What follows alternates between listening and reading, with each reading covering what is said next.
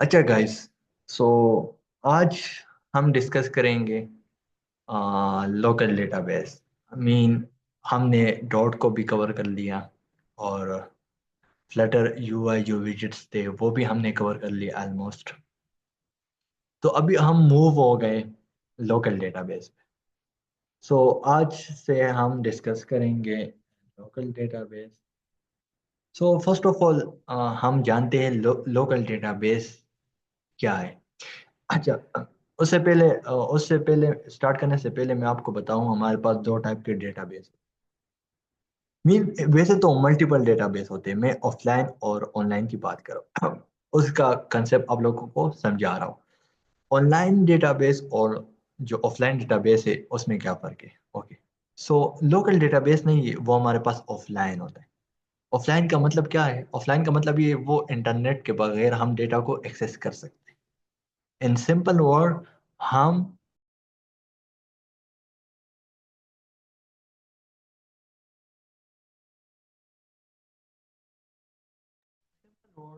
हम डेटा को एक्सेस कर सकते हैं विदाउट एनी इंटरनेट। अगर हमारे पास इंटरनेट नहीं है तो हम डेटा को एक्सेस कर सकते हैं, तो उसको हम क्या कहते हैं? उसको हम लोकल डेटाबेस कहते हैं।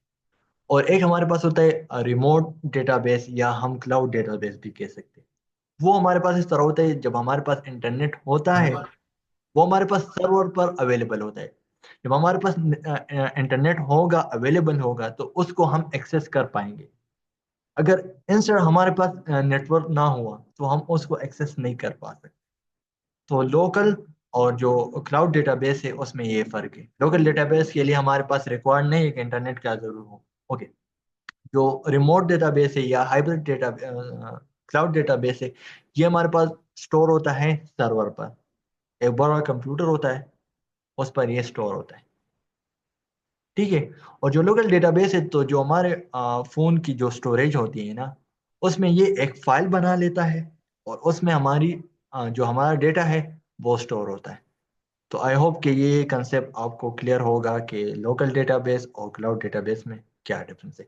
अच्छा, a local database is a database stored directly on a device such as a computer, smartphone or tablet rather than on a remote server। जैसे मैंने आपको बता दिया, remote server mean cloud database की बात कर रहा है। It allows application to store, retrieve and manage data locally without requiring an internet connection.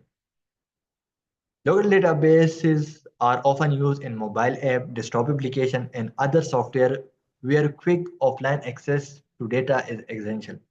Mean जब भी हमें ज़रूरत पड़ती है कि मुझे एक ऑफलाइन ऑफलाइन ऐप बनाना है, मीन कि वो विदाउट इंटरनेट काम करे, तो हम लोकल डेटाबेस यूज़ करें। ठीक है, समझ गए? तो लोकल डेटाबेस हम यूज़ करेंगे। ओके, मोर ओवर, इसके अलावा हमारे पास इसके कुछ फीचर्स है। Feature of local database: offline access. जैसे मैंने आपको बता दिया, data can be accessed without any internet. Mean इसका इसका जब हम ये यूज करेंगे तो इसके लिए इंटरनेट रिक्वायर्ड नहीं है, डू रिमेम्बर। ओके, ये विदाउट इंटरनेट हम एक्सेस कर सकते हैं। Fast performance: since the data is store locally, read and right operational entirely faster than remote database. वो जब हमारे पास क्लाउड डेटाबेस होता है वो मोस्टली स्लो होता है, और जो हमारे पास फोन में जो डेटा होता है मीन लोकल डेटा, वो फास्ट होता है। क्यों? द रीजन इज डेट कि कभी कभार हमारे पास नेटवर्क का इशू आता है, तो उसकी वजह से जो हमारे पास डेटा रिट्रीव होता है ना, तो वो स्लोली होता है, मीन वो लोड करता है। ठीक है।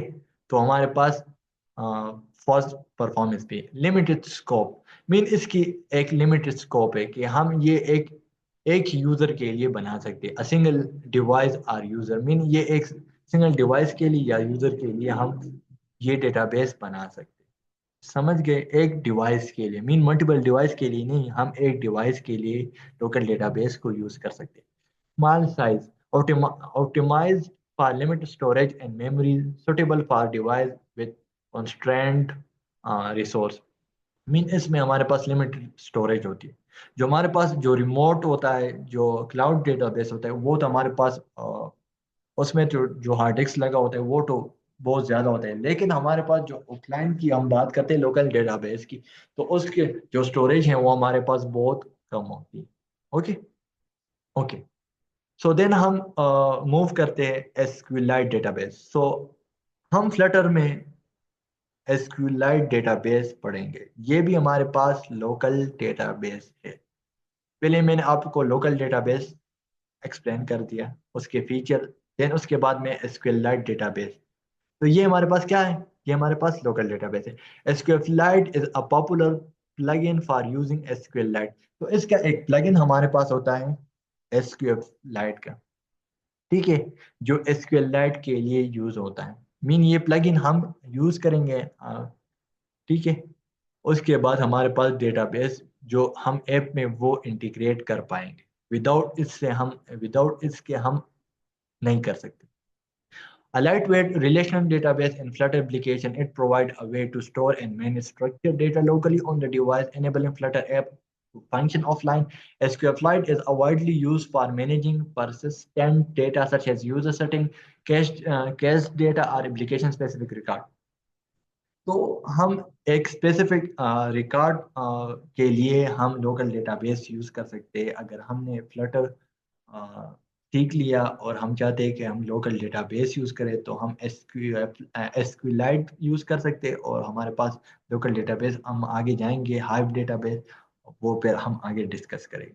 ओके ओके, हमारे पास की फीचर्स। ओके, तो जब हम लोकल डेटाबेस की बात करेंगे, जब हम फ्लटर में एक लोकल ऐप बनाएंगे, तो हम एसक्यूलाइट डेटाबेस यूज करेंगे, और हम हाइव भी यूज कर सकते हैं। समझ गए? ओके, देन इसके बाद हम की फीचर्स को मूव होते हैं कि की फीचर हमारे पास क्या है?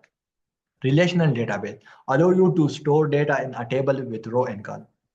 इसमें जो डेटा स्टोर होता है ना, वो बेसिकली रो एंड कॉलम में स्टोर होता है। मीन टेबल फॉर्म में होता है। टेबल में हमारे पास क्या होता है? Row and column.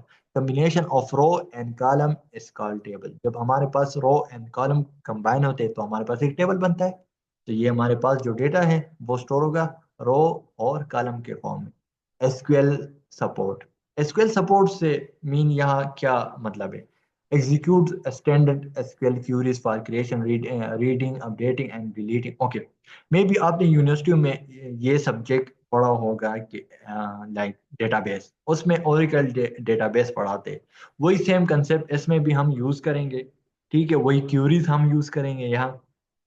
इसमें हम क्रिएशन करेंगे, deletion, updation and reading and fetch. कैसे हम पूरा इंटायर डेटाबेस को फेच करेंगे, मीन जो पूरा डेटा टेबल है उसको हम कैसे फेच करेंगे, तो वो हम इसमें सीखेंगे।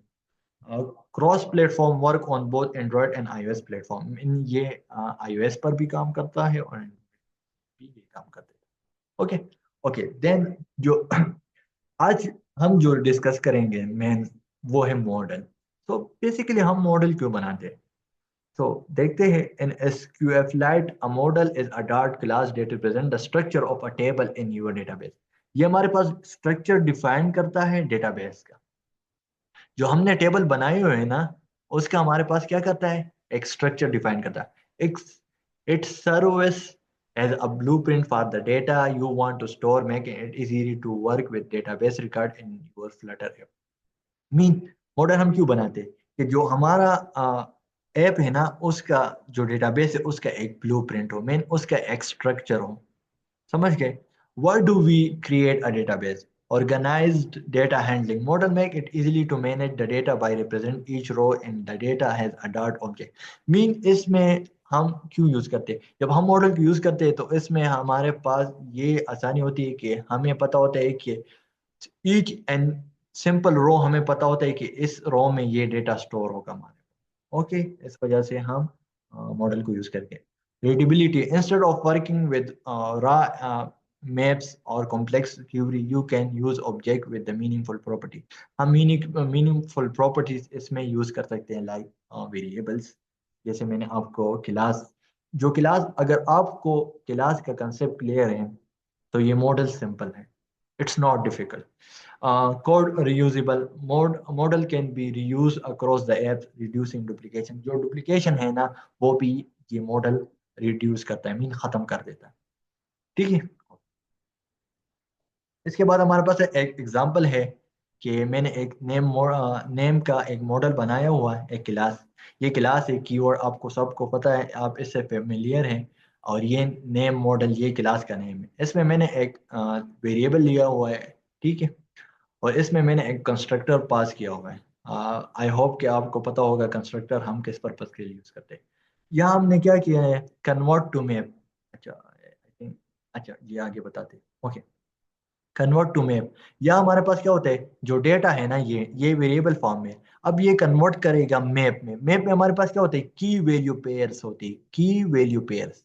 देखो ये हमारे पास की है, ये वैल्यूज, तो इसमें ये कन्वर्ट करेगा। Then after that convert for map, convert from map से अब कन्वर्ट करेंगे ऑब्जेक्ट में। तो हम फैक्ट्री कीवर्ड लगा, फैक्ट्री कीवर्ड हम क्यों लगाते हैं कि हमने ये कंस्ट्रक्टर बना लिया, तो हमें इसको बार बार कॉल करने की जरूरत नहीं पड़ेगी। तो हम यहाँ फैक्ट्री कीवर्ड यूज करेंगे और नेम मॉडल डॉट फ्रॉम, और यहाँ जो मैप है ना उसको हम कन्वर्ट करते हैं अभी ऑब्जेक्ट में। देखो, रिटर्न नेम मॉडल, और नेम को हम ऑब्जेक्ट में कन्वर्ट करते हैं। चलो, अब जो हमारे पास डेटाबेस का स्कीमा है ना वो क्या है, ये हमारे पास फ्लटर एप्लीकेशन है, ठीक है। जैसे मैंने आपको बता दिया कि ये मेरे पास क्या है, ये मेरे पास की, नेम की, फोन नंबर की, सिटी की, और ये मेरे पास वन क्या है, value, value, number, value, value, value, value, value. तो ये जो कॉलम है ना ये मेरे पास की है, और जो ये रोज है ये मेरे पास क्या है, रिकॉर्ड। इसको हम वैल्यूज के, देखिए ये हमारे पास वैल्यू। तो ये मेरे पास डेटाबेस में स्टोर होगा। देखो, स्टोर द स्ट्रक्चर डेटा। देखो, ये यहाँ से स्टोर, यहाँ से जाएगा, इसमें स्टोर होगा। देखो, डेटाबेस एसक्यूएल। और जब हम कॉल करें get the data from database when need arises, तो ये हमारे पास शो। ओके, एक पॉइंट याद रखें, जब भी हमारे पास डेटाबेस में डेटा स्टोर होगा तो हम मैप पे, मैप की फॉर्म में डेटाबेस को डेटा भेजेंगे। देखो, मैप की फॉर्म में जब भेजेंगे, ठीक है, देखो भेज रहे हैं उसको, डेटाबेस को, ठीक है। जब वहां से डेटा आएगा ना, वो भी मैप के फॉर्म में। यहाँ से हम जो डेटा भेजेंगे ना वो मैप की फॉर्म में होगा कि वो टेबल के फॉर्म में वहां फिट हो जाए। और जब वहां से डेटा हमारे पास आएगा वो भी मैप के, लेकिन यहाँ हम उसको ऑब्जेक्ट में कन्वर्ट करते हैं, डॉट ऑब्जेक्ट में कन्वर्ट करते हैं, तो हम आसानी के साथ एक्सेस कर पाएंगे। ओके, आई होप ये भी आप लोगों को क्लियर हुआ होगा। सो आफ्टर डेट हम इस तरह काम करते हैं कि मैं एक प्रोजेक्ट बना देता हूँ। आप लोगों को आइडिया भी हो जाएगा कि हम प्रोजेक्ट कैसे बनाते। तो मैंने न्यू सेलेक्ट कर दिया, और न्यू में मैंने न्यू टाइटल प्रोजेक्ट, ठीक है। ओके, आफ्टर डेट मैं क्या करूँगा कि ये मेरे पास पाथ सेलेक्ट है already. Sorry guys for conflict. Okay, तो हम क्या करेंगे, या मैंने पास सेलेक्ट कर दिया, ऑलरेडी सेलेक्ट है, तो मैं नेक्स्ट पर क्लिक करूंगा। ओके, जैसे नेक्स्ट करूंगा, it take some time, wait कर लेते हैं। ओके, नहीं हो रहा।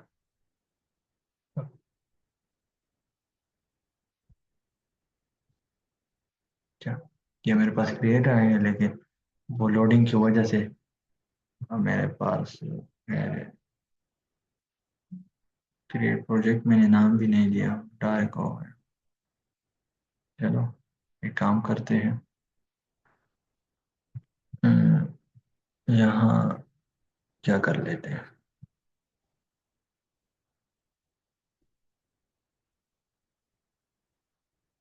चलो इस तरह काम तो कर लेते हैं कि अभी ये टाइम लेगा, तो हम इसी क्लास में इसको एक्सेस करने की कोशिश करते हैं इस प्रोजेक्ट में, और टेक सम टाइम। क्या करें,